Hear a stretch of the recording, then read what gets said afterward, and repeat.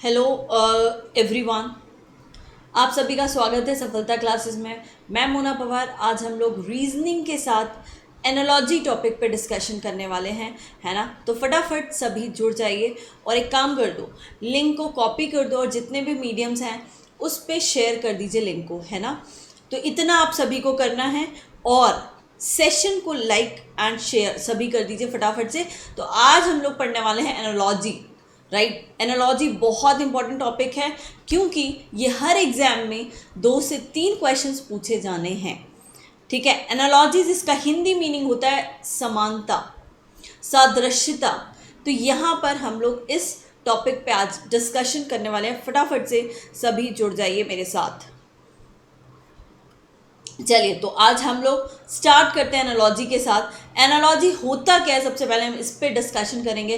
पहले ये समझेंगे कि होता क्या एनालॉजी, है ना। एनालॉजी का जैसे मैंने आपको मीनिंग बताया, हिंदी समानता या सदृशता, है ना। इसका मतलब होता है यहाँ पर जो टाइप ऑफ क्वेश्चंस हैं जो एग्जाम में पूछे जाएंगे आपको, वो क्या होंगे, किस तरह के होंगे, वो समझो।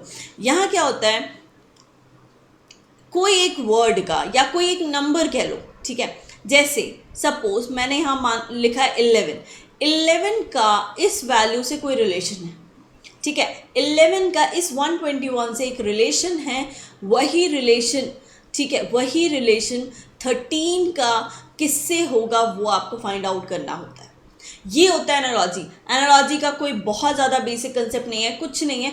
आपको सिर्फ इतना समझना है कि यहाँ पर जो रिलेशन ए का बी के साथ है वही रिलेशन समानुपात, ये यहाँ पर यूज़ होता है समानुपात। मतलब ये जो रिलेशन यहाँ पर है same as it is C का डी के साथ होना चाहिए। तो यहाँ पर इस तरह के क्वेश्चन पूछे जाते हैं एनालॉजी में। क्या ये क्लियर है? अब एनालॉजी के क्वेश्चन वर्ड बेस्ड हो सकते हैं, ठीक है। यहाँ पर अगर हम बात करें कि किस किस तरह के क्वेश्चन आ सकते हैं, तो एनालॉजी के क्वेश्चन वर्ड बेस्ड हो सकते हैं या फिर नंबर बेस्ड हो सकते हैं, ठीक है, या फिर वर्ड या नंबर या लेटर बेस्ड भी हो सकते हैं। लेटर मतलब अल्फ़ाबेट्स पे बेस्ड, है ना। A to Z जो अल्फ़ाबेट्स होते हैं इस पे बेस्ड भी हो सकते हैं। एक बात ये ध्यान से समझिएगा, ये जो चैप्टर है, ये जो टॉपिक है एनालॉजी, यहाँ पर अगर लेटर बेस्ड है, ठीक है, और नंबर बेस्ड है, तो आप वहाँ पर लॉजिक्स लगाओगे कि ये लॉजिक हो सकता है। उसमें लेटर बेस्ड में प्लस माइनस इनटू डिवाइड, जैसे हम कोडिंग करते थे, कोडिंग पे बेस्ड क्वेश्चंस करते थे, ऐसा ही कुछ यहाँ पर होगा लेटर कोडिंग, लेटर एनालॉजी में। नंबर में जैसे हम सीरीज़ करते हैं, सीरीज़ में कुछ ना कुछ लॉजिक होता है, प्लस माइनस इनटू डिवाइड, वही लॉजिक यहाँ पर भी हो सकता है।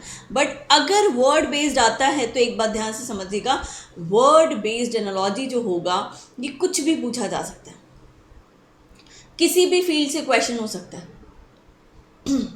वर्ड बेस्ड एनालॉजी में किसी भी फील्ड से क्वेश्चन हो सकता है। फॉर एग्जाम्पल यहाँ पर ये पूछा जा सकता है कि जैसे दिल्ली लिख दिया जाए, दिल्ली वर्ड, ठीक है, और दिल्ली का रिलेशन इंडिया से है, ठीक है। तो आपसे क्वेश्चन में कुछ भी पूछा जा सकता है ना। जैसे तो एक चीज़ समझ में आई कि यहाँ पर क्या हो रहा है, इंडिया की ये कैपिटल है, ठीक है, ये इंडिया की क्या है, कैपिटल है। वैसे कोई कंट्री दे दिया जाएगा और कंट्री का कैपिटल आपसे पूछा जाएगा, या कैपिटल दे दिया जाएगा, कंट्री पूछा जाएगा। तो वर्ड एनालॉजी जो होती है, वर्ड बेस्ड एनालॉजी, इसमें कोई लिमिटेशन नहीं है, क्वेश्चन कहीं से भी फ्रेम हो सकता है। बायो, साइंस, केमिस्ट्री, फिजिक्स, है ना, या फिर कोई कंट्री, करेंसी, कैपिटल, एनिमल, कुछ भी क्वेश्चन हो सकता है।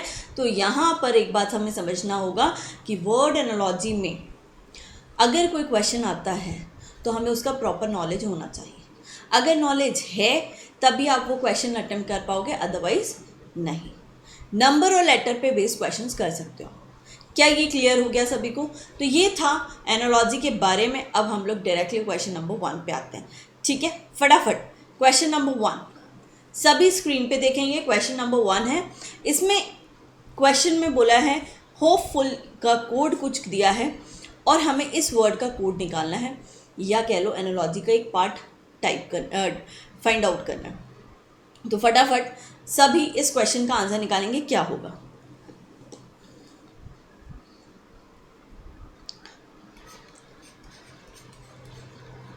बताएंगे, फटाफट सभी बताएंगे इस क्वेश्चन का क्या आंसर होगा।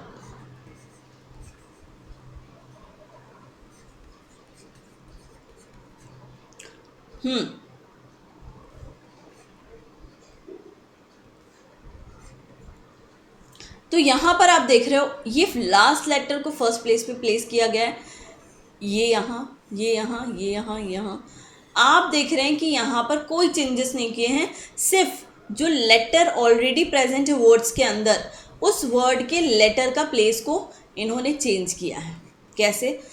यहाँ शुरुआत कर दी है लास्ट से, मतलब पहले आएगा Y, फिर आएगा T, देन आएगा I, C, I, N, H, T, E। तो अब बताओ ये ऑप्शन, ये आंसर किस ऑप्शन में अवेलेबल है? दिखाई दे रहा है सभी को? ऑप्शन नंबर बी है ना। तो बी होगा हमारा एक्चुअल आंसर। क्लियर हुआ सभी को? तो ये यहाँ आप एक एक लेटर को चेंज किया, तो ये लेटर बेस्ड एनालॉजी हुआ। क्लियर है सभी को? चलो, अगर क्लियर है तो हम लोग आगे बढ़ते हैं, क्वेश्चन नंबर सेकेंड पे मूव करते हैं। यहाँ पे बोला है select the most appropriate term for the following set of items. यहाँ पे ये कुछ आइटम्स दिए हैं जिनकी इमेज आपको दी है, पिक्चर आपको दी है स्क्रीन पे।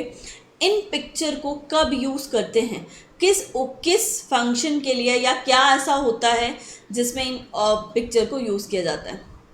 मीटिंग होती है, मैरिज होती है, बुक्स हैं, क्या है ये? सेलिब्रेशन है, क्या है? तो आप सब जानते हैं कि सेलिब्रेशन के लिए यूज़ किया जाता है। तो यहाँ पर आंसर क्या होगा? Option number 1, celebration. क्लियर है सभी को? चलो बढ़ते हैं आगे क्वेश्चन नंबर नेक्स्ट की ओर। नेक्स्ट क्वेश्चन फटाफट स्क्रीन पे देखेंगे सभी, ये है लेटर एनालॉजी, उसको ट्राई करेंगे क्या होगा आंसर। तो दिया है A, B, C, D, और इन्होंने इसके साथ जो पेयर बन रहा है इनका, ये बन रहा है Z, Y, X, W के साथ हमें निकालना है G, H, I, J। फटाफट ट्राई करेंगे सभी और आंसर देंगे मुझे।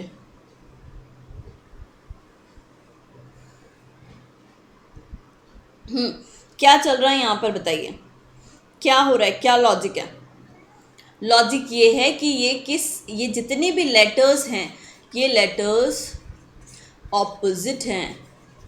क्या है? ऑपोजिट हैं, है ना, एक दूसरे के ऑपोजिट है ना। ए का क्या है ये Z, B का Y, C का X, D का W। हमें निकालना है किसका? G, H, I, J। तो G का क्या होगा? T, H का होगा S, I का होगा R और J का होगा Q। तो आंसर होगा TSRQ। Option number C is the correct answer. ठीक है, चलिए क्लियर है। तो यहाँ पर क्या लॉजिक था कि लेटर्स के इन्होंने ऑपोजिट लेटर कर दिए थे। चलो आगे आते हैं, क्वेश्चन नंबर नेक्स्ट की ओर मूव करते हैं। बताइए क्या आंसर होगा? उस विकल्प का चयन करें जो तीसरे से संबंधित है, जैसा कि दूसरा संबंधित है पहले से, है ना। तो यही बोल रहा है कि इन दोनों का जो लॉजिक है वही लॉजिक यहाँ पर इम्प्लीमेंट करना है हमें। CAG है ना, और हमें इसका कोड क्या है? GEK, और HEL का हमें फाइंड आउट करना है। बताओ क्या हो रहा है, क्या लॉजिक है यहाँ पर? C कितना होता है? 3 होता है। G7 क्या हो रहा है? +4। A1 E5 +4, G7 K11 +4, मतलब सभी में +4 कर दिया बस। तो हमें भी इसमें +4 करना है। तो H होता है 8, 4 ऐड करोगे तो 12 हो जाएगा। 12 मतलब कौन? L। E होता है 5, 5 में 4 जोड़ दो, कितना हो जाएगा? 9, 9 मतलब कौन हो जाएगा? I। L है कितना? 12, 12 में 4 जोड़ेंगे तो कितना हो जाएगा? 16, 16 मतलब P। तो आंसर आएगा LIP, option number A। Clear है सभी को? क्लियर है इतना, है ना? तो इस तरह के क्वेश्चंस लेटर एनालॉजी के कहलाते हैं। यहाँ पर आप लॉजिक लगा सकते हो, यहाँ प्लस माइनस, कुछ प्लस माइनस ऑपोजिट, इस तरह के लॉजिक्स हो सकते हैं। क्लियर? चलो नेक्स्ट क्वेश्चन है, BDGH का रिलेशन OQTU से दिया है, हमें निकालना है नेक्स्ट का किससे होगा इन ऑप्शंस में। फटाफट ट्राई करेंगे सभी।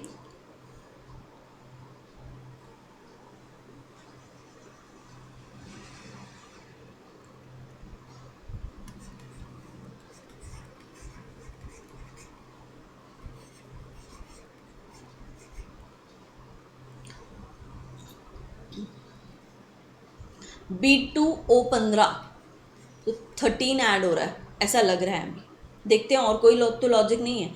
D4Q17 इसमें भी 13 ऐड हो रहा है। G7T20 इसमें भी 13 ऐड हो रहा है।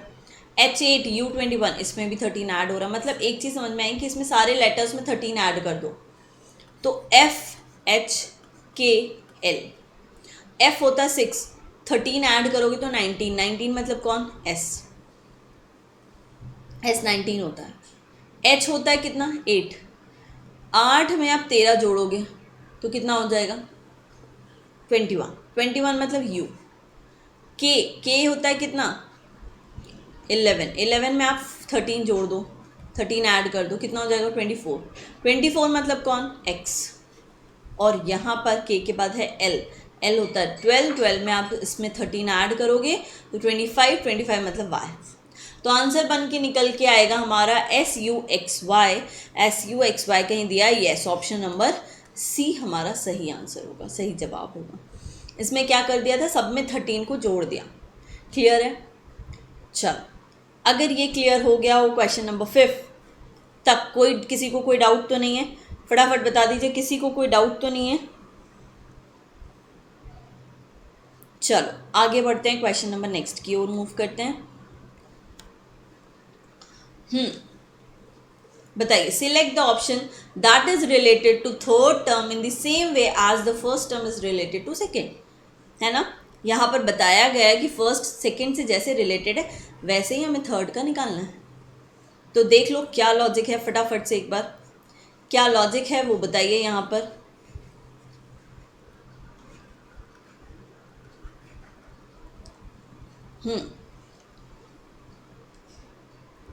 A होता 1, E होता 5, इन्होंने +4 किया है। F होता है 6, J होता है 10, +4 किया है। K होता है 11, O होता है 15, +4 किया है। यहाँ पर सभी में +4 कर दिया, सभी में मतलब 4 को ऐड कर दिया। हमें यहाँ पर P को 4 ऐड करेंगे 20, 20 मतलब T आएगा। U21 होता है 21 में 4 जोड़ेंगे तो आएगा Y 25, है ना। अब Z में आप 4 जोड़ोगे तो क्या आएगा? A B C D। Clear? तो आ जाएगा D। तो आंसर निकल के आएगा TYD। TYD ऐसा कौन सा ऑप्शन है? Option number second. क्या इतना क्लियर है सभी को? फटाफट से एक बार कमेंट करके बताएंगे क्या इतना क्लियर है, कोई डाउट तो नहीं है? ठीक है, चलो आगे बढ़ते हैं, क्वेश्चन नंबर नेक्स्ट की ओर मूव करते हैं। ये है वर्ड एनालॉजी। मैंने आपसे क्या कहा था कि लेटर बेस्ड आता है तो वहाँ पर तो लॉजिक होता है प्लस माइनस ऑपोजिट और बहुत सारे लॉजिक हो सकते हैं, तो वहाँ पर तो आप लॉजिक लगा के आंसर निकाल सकते हो। लेकिन वर्ड एनालॉजी के लिए प्रॉपर उस फील्ड का, उस पर्टिकुलर का नॉलेज होना चाहिए, तभी आप आंसर बता पाओगे। जैसे प्लेन, हैंगर, कार, नेक्स्ट आपको फाइंड करना है।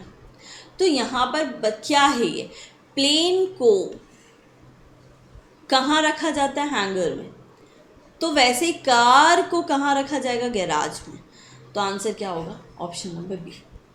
अगर ये हमें नहीं पता होता इस वर्ड का क्या मीनिंग है या क्या यूज़ है तो हम नहीं निकाल पाते इस क्वेश्चन का आंसर, राइट। तो ऐसे ही वर्ड एनालॉजी में कुछ भी पूछा जा सकता है, तो आपको ये पता होना चाहिए कि वो किसके बारे में पूछ रहा है ना, तभी आप आंसर कर पाओगे।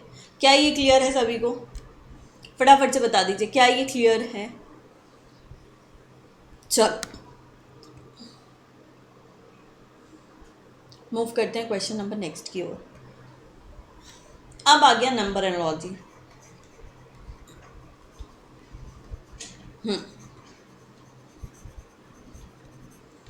अब यहाँ पर नंबर है, नंबर का कुछ ना कुछ लॉजिक होगा, वो आपको फाइंड आउट करना है। ट्राई करेंगे सभी एक बार, है ना। देखते हैं क्या आंसर आता है। यहाँ पर बोला है select option that is related to third number in the same way as the second number is related to first, है ना। तो जो सेकेंड नंबर और फर्स्ट के बीच में लॉजिक है वही थर्ड और फोर्थ में होना चाहिए। तो वो लॉजिक क्या है?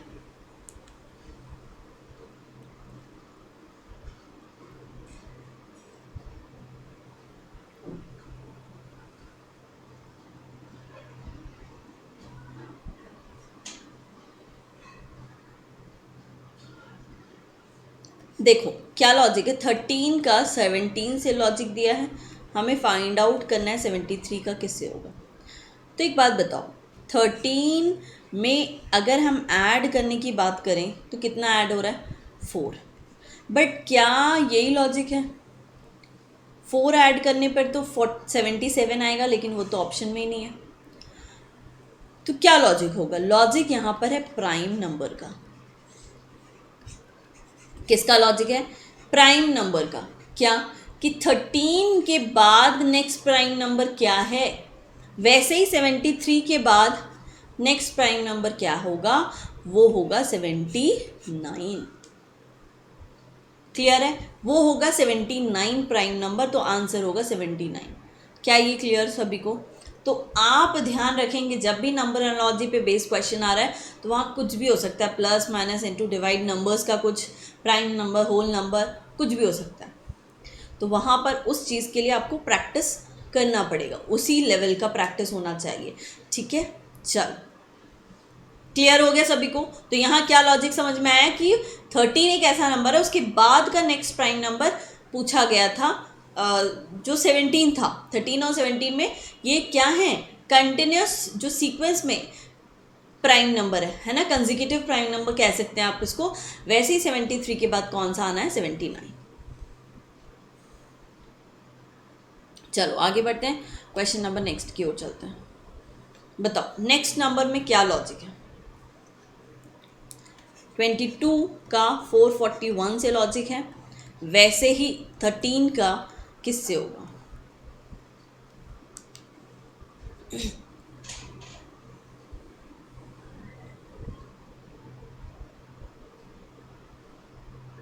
बताएंगे सभी क्या लॉजिक है यहाँ पर। देखो यहाँ क्या हो रहा है, अगर हम 22 के स्क्वायर की बात करें तो 22 का स्क्वायर तो नहीं है, ये 484 होता है। तो ये स्क्वायर किसका है? 22 है, और नेक्स्ट में 22 -1 का स्क्वायर किया इन्होंने, यही लग रहा है हमें तो, यस और नो। तो वैसे ही हमें 13 है यहाँ पर, 13 से नेक्स्ट फाइंड आउट करना है, तो 13 -1 का स्क्वायर करो, 13 -1 दैट इज 12, 12 का स्क्वायर करेंगे तो क्या निकल के आएगा? 144। तो आंसर क्या होगा हमारा? Option number B, 144। क्या ये सभी को क्लियर है? आंसर क्या होगा? 144। चलो क्लियर है इतना? तो यहाँ पर क्या कर दिया था, जो नंबर है उस नंबर से नेक्स्ट जो निकाला है नंबर, उसको लाने के लिए -1 करके स्क्वायर कर दिया। ठीक है, चलो बढ़ते हैं आगे क्वेश्चन नंबर 10 की ओर। बताओ क्या लॉजिक है? ये है लेटर बेस्ड एनालॉजी। हमसे बोला उस विकल्प का चयन करो जो तीसरे से संबंधित है जिस तरह से दूसरा पहले से संबंधित है ना। तो फटाफट से सभी ट्राई करेंगे और आंसर बताएंगे क्या है यहाँ पर।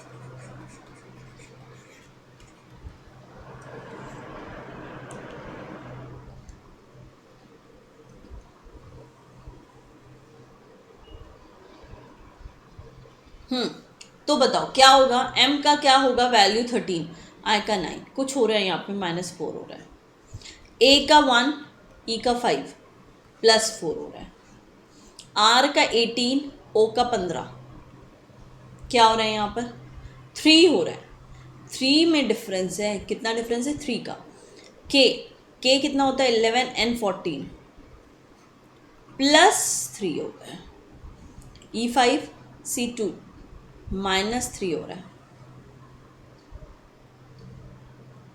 3 होगा सॉरी, -2 होगा, है ना। देन T20 V22, तो यहाँ पर क्या हो रहा है +2, मतलब एक चीज़ समझ में आई, यहाँ एक सीरीज़ चल रही है, वो सीरीज़ क्या है -4 +4 -3 +3 -2 +2, अगर और आगे होता तो -1 +1, इस तरह से। तो अब हमें निकालना है इस वर्ड का कोड, ठीक है। चलिए, T20 होता है, 4 माइनस करोगे तो आएगा क्या P,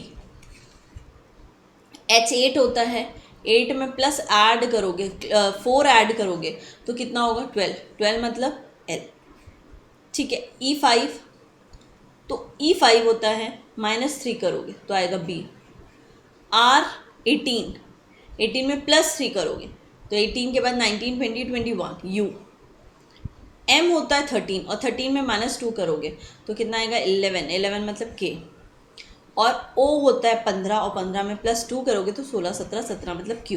तो आंसर हमारा निकल के आ रहा है PLB UKKQ।